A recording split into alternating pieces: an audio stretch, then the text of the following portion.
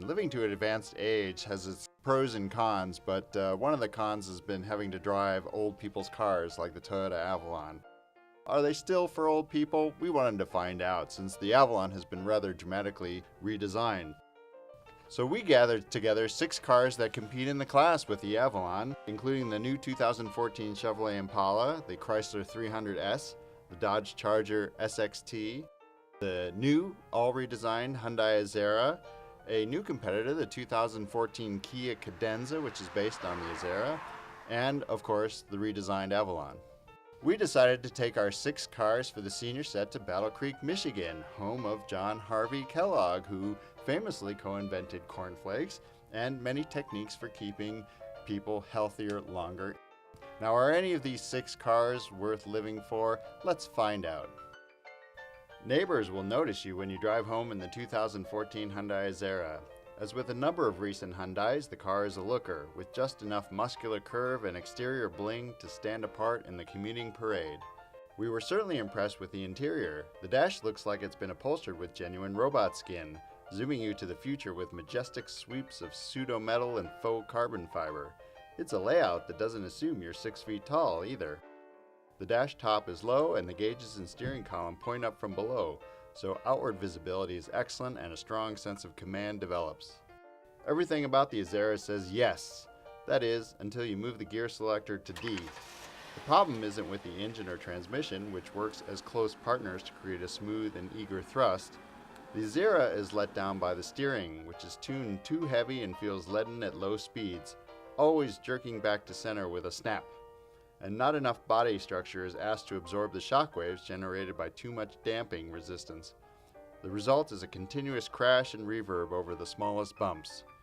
Call for the brakes, and the answer is weak. Hyundais have been improving, but we'll keep saying this until it changes. The company can't be taken seriously by our crowd until it fixes its driving experience. Though it finishes near the back, the 2014 Kia Cadenza is the perfect definition of a nice car. Its point lead over the Azera is substantial because Kia chose a better path for its chassis, scrubbing the Hyundai's dynamic mess down to just an annoying clutter. On the Kia, the suspension settings are softer, so every mile in a Cadenza isn't a glaring reminder of the needed spot welds and structure bracing that is missing. And Kia opted for higher steering boost, which makes the Cadenza more pleasant to wheel around in daily use. True, if you throw it hard at an on-ramp, the wheel feels too light in your palms and you end up sawing the dead rim looking for some sign of tire effort. Yet we prefer the Kia's controls to the Azera's, which is probably why the Cadenza was quickest through the slalom, even beating the Avalon. However, the Cadenza's brakes lack commitment as demonstrated by the longest stopping distance, and hard impacts still rattle the car's relatively loose rafters. Otherwise, as our editor-in-chief Eddie Alterman noted, the reason to choose the Kia over the Hyundai comes down to, quote, whether you like straight lines or curvy lines. The Kia's horizontal styling is almost Volkswagen conservative, not surprising as Kia stole its former chief designer and now company president Peter Schreier from VW Group. The 19-inch fine-spoke wheels fill their body cutouts fully, and the Cadenza, like the lesser Optima it's based on, has a lovely stance. It looks substantial and luxury from every angle. The linearity carries over to the interior. Unlike the supersonic Azera, the Kia is a law firm's conference room inside, with orderly straight rows of buttons set in generous slabs of dark gray trim meant to evoke wood. If $41,900 seems expensive for a Kia, know that some of its many optional baubles could be pruned without causing a hardship. Even so, everything you touch feels class, from the half-leather wheel to the precision gear selector. As in the Azera, the 3.3-liter V6, our mileage champ at 25 mpg, is still vibration-free and sounding hearty at 6,000 RPM as the transmission waits to execute its next seamless shift. Our takeaway from the new Cadenza is that reasons for not buying a Kia are steadily falling away. The Chrysler 300 is the car that made big sedans cool again, and it continues to look money. A lot of intangibles get invoked when staffers talk about why they like the 300. It's American, it's rear drive, and it sweeps into a parking lot like Al Pacino into a pizzeria, with purpose. If you're going to buy a car on principle, this is the one. Befitting its role as a modern-day Imperial, the 300 isolates the passengers from bumps with a more compliant chassis than the Chargers. The brakes are the 300's best dynamic attribute. A firm pedal triggers a pit bull's bite on the discs.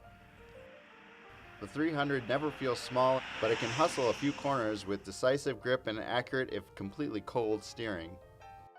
Except for the Art Deco dials and a few small slivers of chrome, the 300's interior is mostly as black as a coal shaft. It's for people who prefer understatement Brooks Brothers style. Well, except for the Beats by Dr. Dre stereo. The most disappointing thing about the 300 is that the rear drive doesn't do much for the handling, and you give up a lot of interior space for it.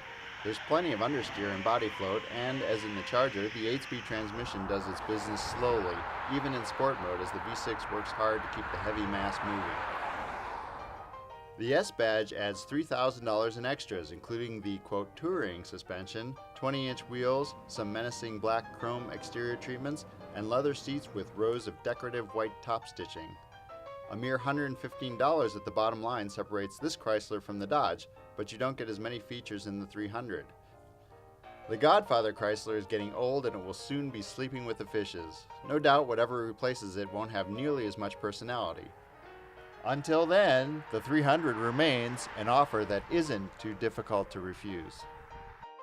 The Dodge Charger is a car for people who never plan to get old. It's for people planning to die with a Glock in one hand and a jalapeno double cheeseburger in the other.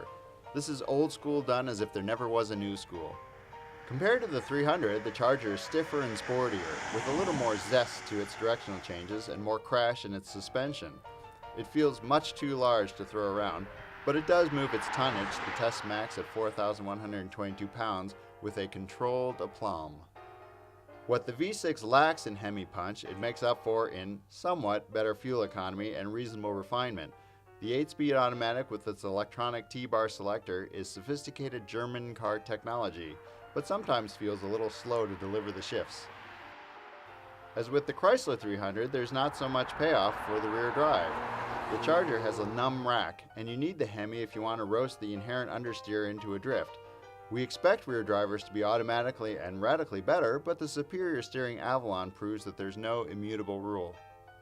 You definitely pay for the rear drive and interior space, not necessarily in overall measurements, but in the way the transmission tunnel crowds the gas pedal and in the old-fashioned rear floor hump. The Charger's seats were despised by all, mainly for the way the upper backrest falls away, leaving behind some fatiguing pressure points and a vacuum of support. Don't wander into a Dodge showroom expecting the same Epicurean pampering that Kia and the others strive for. The interior is a stark, dark cave of mostly hard plastics, though the giant snowplow blade pressed into the dash's decoration livens things up.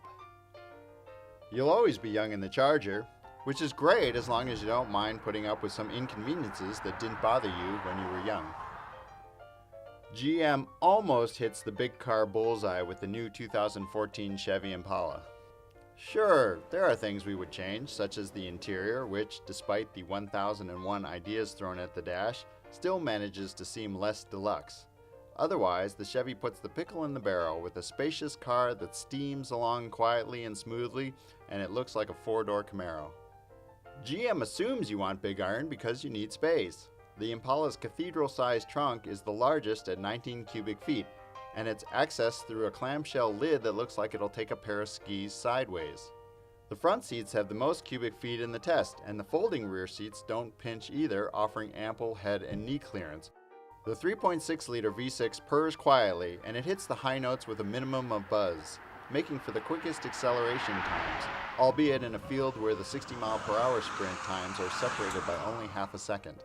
The Impala's pavement stickiness is solid, making for fast passage through corners, and compared to the Korean twins, the Impala feels as solid as a Mercedes S-Class. The body soaks up the pavement blows better than any car in this test, offering the best ride. But the Impala is no floater. It leans and pitches no more than necessary and feels tied down in fast twisties. Two things we'd ask for are more steering feedback and better brake feel. The pedal pushes through a lot of sponge before finally finding brakes to engage. In many ways, the Impala strikes a better ride and handling balance than the Avalon, which has a rigid harshness to its ride. Do buyers in this class really want a stiff suspension? GM doesn't think so, and neither do we. Toyota has been in this game for a while, and it's learned a few things, like how to make a car with copious interior space, a rigid structure, and decent steering. These necessary elements all come together in the Avalon, which isn't completely ugly either, finally. The Avalon is sprung too stiffly for being the old guy's Toyota, but its suspension is more sophisticated than that of the Korean twins. It takes the rough stuff with far less body shudder, dampening out the audible tire slap to distant whumps. The alert steering is weighted just right between the too soft Kia and the too heavy Azera, with a more natural rise in effort as you bend the Avalon around a curve. The test Featherlight at 3,521 pounds is also the quickest car, posting the best acceleration numbers and earning strong slalom and skid pad slips. The Avalon's dash looks like an architectural student's final project. Overlapping surfaces create a deep three-dimensionality that is both fascinating and modern, though the chrome wings around the gauges remind us of horn-rimmed glasses. The scores seesaw through this test. The Avalon joins the other Far Easterners by earning high marks in the static categories of design and fit and finish, while the Detroiters do better in the dynamic categories. However, the Avalon is a shapely, gifted consensus builder, doing as good or better in all the measures, and it best fulfills our prescription for high quality and low stress in a near luxury sedan.